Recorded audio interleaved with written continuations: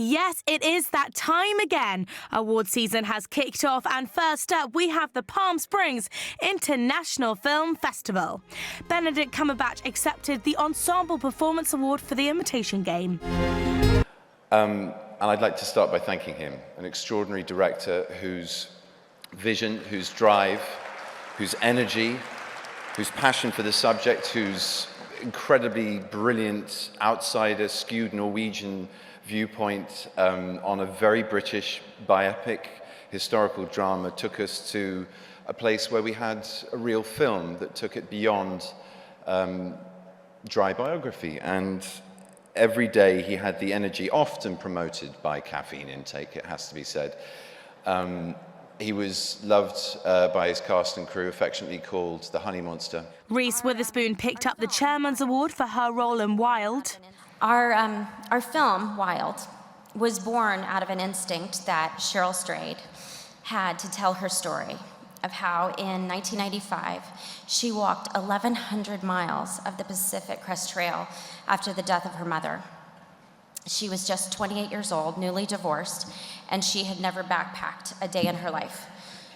Also, she had shot heroin 2 days before. I personally probably would have taken a power bar or Redmayne was honoured with the Desert Palm Achievement Award. Julianne fought for me and really fought incredibly hard. And I'll never forget walking into that final audition, and I remember her looking at me and saying, God, we even look like we could be related. And I've never been so grateful for slightly pale skin, freckles, a reddish tinge in my hair. All those years of my mum slathering on sunblock, I was very grateful. And Rosamund Pike picked up the Breakthrough Performance Award. And he said, well, David Fincher never casts Bond girls.